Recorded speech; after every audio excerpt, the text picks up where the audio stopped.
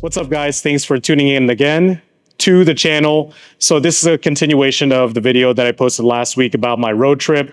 So the goal was actually to have this setup installed already. So if you're wondering what it is, hold on. We're going to go over that. But if you guys haven't watched my previous video, I am going on a 6,000 mile long road trip with my dad later this year. So we're going to go all the way up to Canada, to Banff, Canada, then west towards Seattle, then all the way south towards LA, and then back to Dallas. So watch that video for all the details where I discuss my routes, you know, the places that I plan on seeing, so on and so forth. But today we're going to talk about this roof setup. So this is the Thule Motion XT Alpine cargo box or ski box. So there's actually multiple variations of the Motion XT along with their other lines of ski boxes.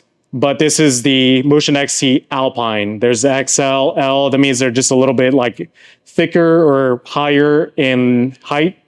And you guys can basically configure however you like. But this one is nice because it is slimmer. It doesn't look so goofy on the car. And what it is hooked up to is the SeaSucker. This is the Monkey Bars. This is the 48 inch because they actually come in multiple sizes, but I think the next size might be 52 inch or whatever.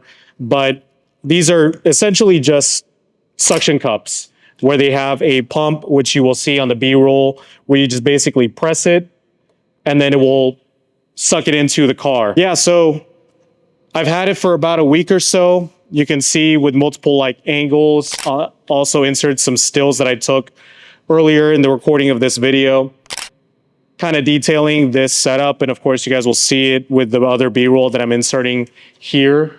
But I do like it. The only problem is, and I'll show this like more detail about the rack setup and everything that I like about it, but it's just opening the trunk. So as you can see, there's an overhang. So it goes about a little past halfway for the entire like trunk lid. So whenever you open it, and I do have upgraded struts. So this is actually from a Dodge, but this is as high as you can open the trunk, which is not ideal. My struts are a little bit stronger to hold the wing that I have on here and the extra weight, but it still falls down. So like, this is going to look super, super goofy, but if you're trying to reach something, you don't want to get your hands crushed, but you kind of have to like hold it with your head and grab what you're needing. So with that said, what me and my dad plan on doing is putting a cooler and just other tools that we're not going to be taking out or just removing from the trunk a lot.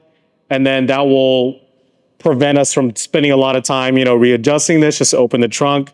All of our bags will be on here. So with that said, I'm sure you guys were wondering about that because not a lot of people talk about it. That's why I'm recording this right now. But the thing that I like about this particular model is that they open on both sides. So this is how it opens.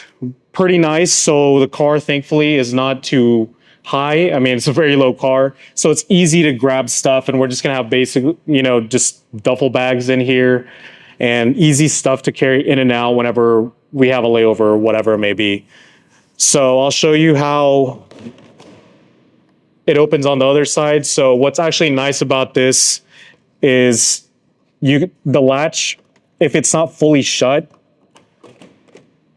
like this, and with the B-roll, you'll see that it shows a little red strip. So it indicates that it's not fully shut. So once that's gone, then that's fully shut. You can take the key out. And so let's go around and I'll show you all how it opens from the other side. So regardless of where you're parked or whatever, you need to get some stuff out, well, you can do it on both sides. Boom. There you go. So pretty happy with the setup. I did get this local here in Dallas. So Jimmy, pare, salamat sa deal. If you're a Tagalog speaker like me, I'm Filipino, then you know what I just said. But yeah, so pretty happy with it. Honestly, I was not expecting that much attention for this setup. Because, I mean, it's a silver car. I know it's like a Supra. it's a little eye-catching or whatever, but you add a ski box or cargo box on top of that, then it just makes it a little bit more eye-catching or whatever. But yeah, I mean, it does look pretty cool. So I can't honestly stop looking at it, because probably one of the ones that you guys have seen the earliest version of this is a yellow Supra. That is actually Kelvin's old Supra. He just recently sold it, but I did do a video on his car, so make sure to check out his video below. And in that video, he doesn't have this setup, but a lot of people, when this platform first came out, if the topic was related to the cargo box for the Supra, then Kelvin's car would always come up. So you guys have probably seen it. So shout out to you, Kelvin. I know there's a couple of folks on the Facebook groups that have commented on my thread just talking about the road trip and the roof rack. It's pretty dope to interact, and I appreciate everyone who has commented and given suggestions, especially on my last video. So for y'all, you know who you are, all you guys enthusiasts in California, much appreciated, as well as Seattle.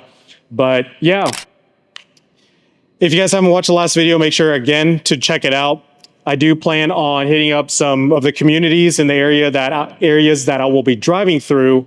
So if you guys are interested, make sure to just reach out to me on Instagram, give me a follow, shoot me a message. I do my best to get to all of the comments and all of the messages that I get, whether it's here on YouTube or Instagram. So I'm just an enthusiast just like you guys. So of course, I'm always open to new things, but I just want to put it on YouTube. So that's pretty much it. Hopefully you guys enjoyed this and that it was at least informative, because shout out to all of you guys who made videos about this before. It just wasn't clear enough for me, so here you go. But yeah, see you guys on the other social media platforms that I'm in, and hopefully I run into you guys on my road trip, and I'll see you guys on the next video.